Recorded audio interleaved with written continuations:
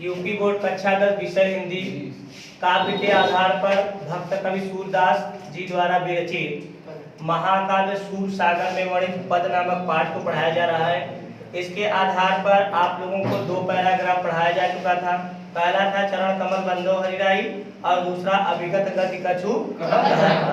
इतना सब क्लियर है ना? जी सर। अब आइए आज हम लोग तीसरा पैराग्राफ पढ़ते हैं जिसका नाम है किलकत कान घुटुरवनी आवत। आइए इसका शुद्ध उच्चारण पहले कर लेते हैं गायन शैली के माध्यम से, क्योंकि देखिए अगर आपको इसका मूड याद रहेगा तो आप पता चल जाएगा कि यह किस पाठ से लिया गया है, इसके रचयिता कौन है।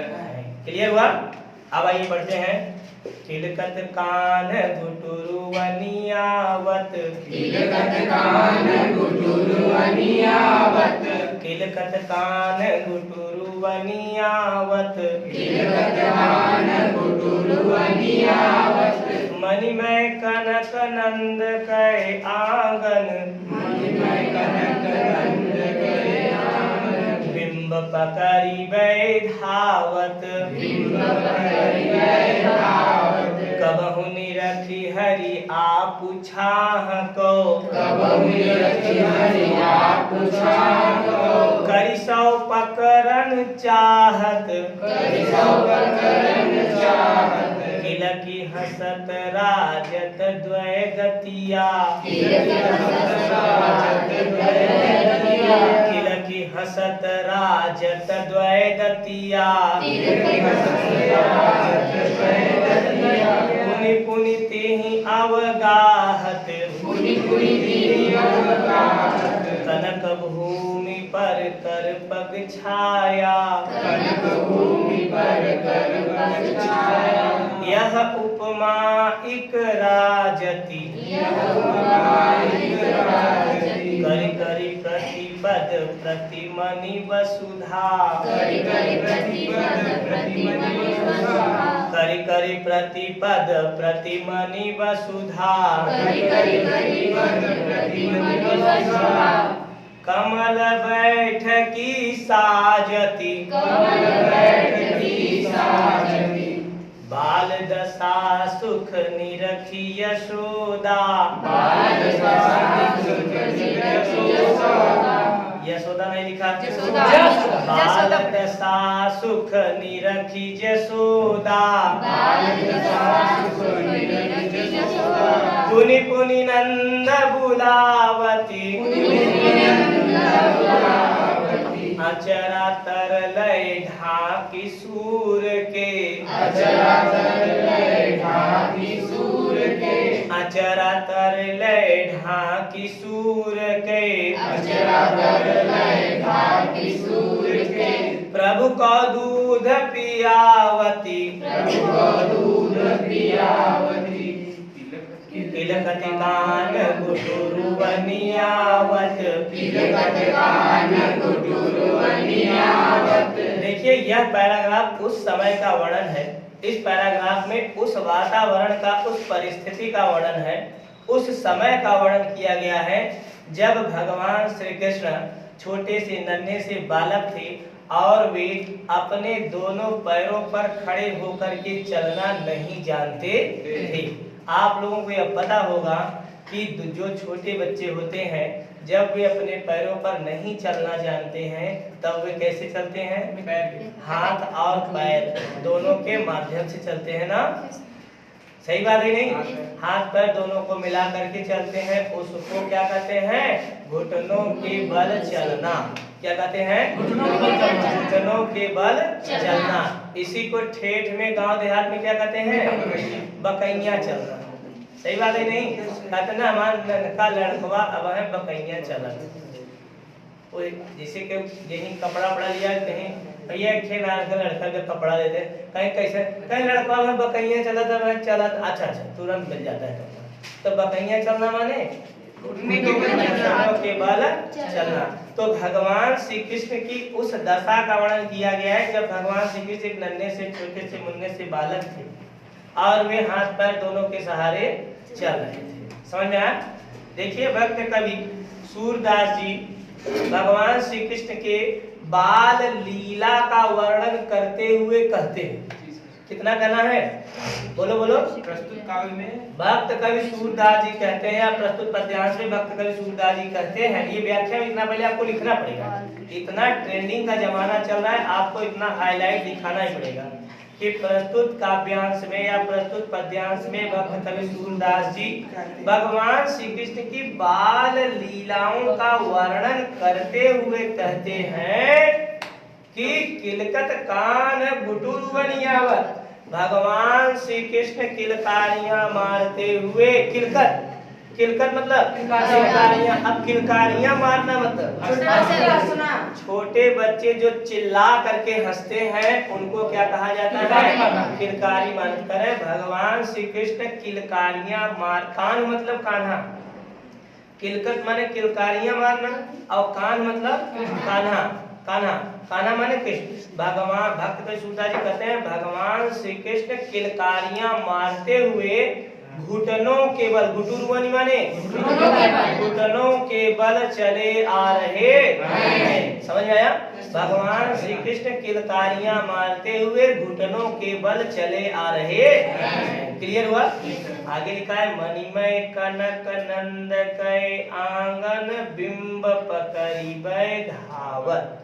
भगवान श्री कृष्ण, ध्यान से कहा मणिमय कनक कनक और कनक मतलब सोना, स्वर्ण, मणिमय मतलब मणियों से युक्त, मणियों से युक्त। आज के जमाने में देखा जो घर द्वार बना हुआ था टाइल्स लगवा हुआ था, पहले टाइल्स का जमाना नहीं था। पहले इतना पैसा सोना चांदी हीरा मोती होता था कि लोग अपने घरे में उन्हें लगवाए। हीरा द्वार जब बनता था तो उसमें हीरे जड़े जाते थे, समझे था ना? आज केवल नाम बना इनका हीरा, अब काम वो जीरा दिया कर है ना।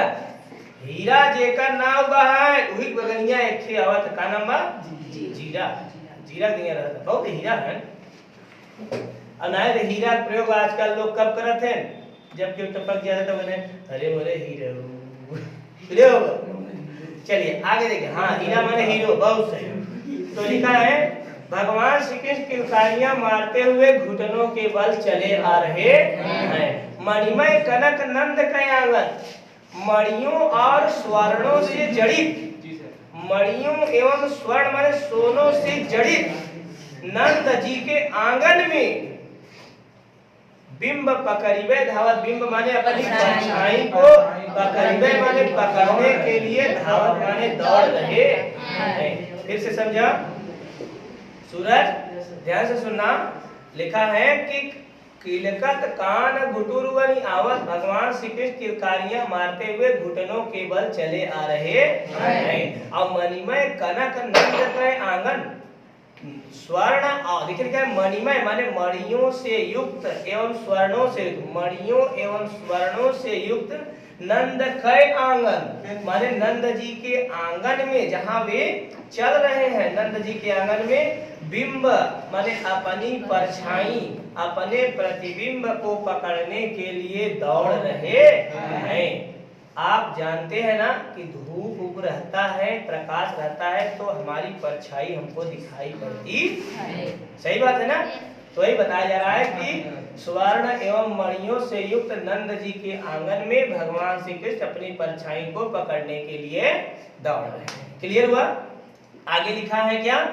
कबहु निरखि हरि आप छाह को, हरि मतलब भगवान श्री कृष्ण, करे भगवान श्री कृष्ण कभी अपनी परछाई को, छा मतलब परछाई, भगवान श्री कृष्ण अपनी परछाई को निरख मतलब देख करके, भगवान श्री कृष्ण अपनी परछाई को कभी देख करके कर सो पकड़न चाहत, उसे अपने हाथों से पकड़ना चाहते हैं। क्लियर हुआ? कबहु निरखि हरि आप छाह को, भगवान श्री कृष्ण कभी अपनी परछाई को निरख मतलब देख करके कर सो पकड़ना, सो माने उसे, किसे? परछाई, उस परछाई को कर सो माने अपने हाथों से पकड़ने की इच्छा कर रहे हैं। आ जाएगा? आगे लिखा है क्या? किलक की हसत राजक द्वैत दिया। किलक माने किलकारी मारना। और भगवान श्री कृष्ण जब किलकारियां मारते हैं, किलकारियां मारते मतलब हंसते हैं, भगवान श्री कृष्ण जब किलकारियां मारते हुए हंसते हैं तो राजत द्वैदतिया, उनके आगे के जो दोनों बड़े बड़े दांत हैं, धनवा लड़के पहले आगे दांत आवत है तब आगे वाला बोला बोला बोला अरे जागो करत है दांत बाजे टूटा बा ना टूटा बा ना जेकर ना टूटा बा वो भाग्यशाली बा है, इस समय ना बुढ़ाई नहीं होकर टूटे। हाँ फिर आए जनाब बिस्तुया पहुंच हवे बार बार आए, ध्यान समझना। किला की हंसत नहीं क्या थे, किला की हंसत राजत द्वैदतिया, भगवान श्री कृष्ण जब किलकारियां मारते हुए हंसते हैं तो राजत द्वैदतिया, उनके जो आगे के दोनों दांत हैं वे बड़े ही राजत माने सुशोभित होते हैं, अर्थात अच्छे प्रतीत होते हैं। और अगवा देखा लिखा है पुनि पुनि तिहि अवगाहत, और ऐसा क्रम वो बार बार करते। कैसा क्रम? बार बार किलकारियां मारना, ऐसा क्रम वे एक बार नहीं बल्कि बार बार करते हैं। अगली लाइन थोड़ी इंपॉर्टेंट है, ध्यान दीजिएगा। लिखा है कनक भूमि पर कर पग छाया, कनक रूपी भूमि पर, स्वर्ण रूपी भूमि पर, सोने जैसी भूमि पर भगवान श्री कृष्ण के कर पग, कर माने हाथ और पग माने स्वर्ण रूपी भूमि पर भगवान श्री कृष्ण के हाथ और पैरों की छाया ऐसी उपमा को प्रदर्शित कर रही है। ध्यान दीजिएगा, स्वर्ण रूपी भूमि पर, सोने जैसी भूमि पर, जिस भूमि पर वो चल रहे हैं मानो वह सोने के समान भूमि पर, जिस जिस चीज को भगवान छू ले वह क्या हो जाता है? स्वर्ण ही नहीं, पता नहीं क्या क्या हो जाए वो अनमोल चीज। सही बात है कि नहीं? भगवान जिसे छू दे वह पत्थर भी सोना हो जाता है। ध्यान दीजिएगा, तो कह रहे हैं भगवान जिस भूमि पर चल रहे हैं वह भूमि ऐसी वैसी नहीं बल्कि सोने के समान भूमि प्रतीत हो रही है। तो वही कहा जा रहा है कनक भूमि पर कर पग छाया, स्वर्ण जैसी भूमि पर, सोने जैसी भूमि पर भगवान श्री कृष्ण के हाथ और पैरों की छाया माने प्रतिबिंब, ऐसी उपमा को प्रयुक्त जब वो चल रहे हैं तो प्रतिबिंब बन रहा है ना, तो उस प्रतिबिंब को ध्यानाकर्षित करते हुए सूरदास जी कहते हैं कि कनक भूमि पर कर पग छाया, स्वर्ण रूपी भूमि पर भगवान श्री कृष्ण के हाथ और पैरों की छाया ऐसी उपमा को प्रदर्शित कर रही है, माने ऐसी उपमा दिखाई पड़ रही है मानो करी करी प्रति पद प्रति मनि वसुधा, मानो करी करी करी कर्म हाथ और पद माने पैर, मानो प्रत्येक हाथ और प्रत्येक पैरों को रखने के लिए, वसुधा माने पृथ्वी, मानो भगवान श्री कृष्ण के प्रत्येक हाथ और पैरों को रखने के लिए पृथ्वी ने उनकी परछाई को देख के बोला जा रहा है। फिर से समझिएगा, कनक भूमि, यही दो लाइन इंपॉर्टेंट है, ध्यान समझिएगा। कनक भूमि पर कर पग छाया, कनक भूमि पर माने स्वर्ण जैसी भूमि पर भगवान श्री कृष्ण के कर माने हाथ और पग माने पैर, हाथ और पैरों की छाया, यह उपमा एक राजत माने ऐसी उपमा को प्रदर्शित करती है मानो भगवान श्री कृष्ण के करी करी माने प्रत्येक हाथ, दुई हाथ माना करी करी माने प्रत्येक हाथ और प्रतिपद माने प्रत्येक पैरों को रखने के लिए वसुधा माने पृथ्वी ने कमल बैठकी साजत माने कमल रूपी सेज सजा दिया, कमल रूपी आसन सजा दिया। अब समझना, ऊपर छैया देख के सूरदास कहता है ऊपर छाई परछाई ना, ऐसा लगा था जैसे भगवान श्री कृष्ण के चलाई विदा वसुधा माने पृथ्वी कमल का सेज आसन मैट चटाई बिछाई दी है। अब समझ गया कि ना? आगे क्या लिखा है?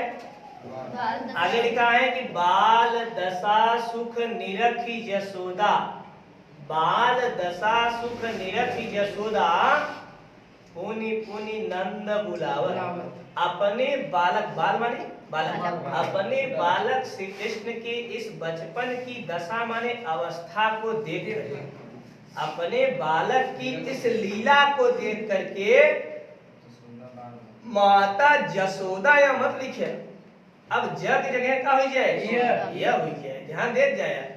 अब आप क्या लिखेंगे कि अपने बालक श्री कृष्ण की इस लीला को देख करके माता यशोदा नंद जी को बार बार बुलाती है और आचारा तरलय ढाक सूर के प्रभु को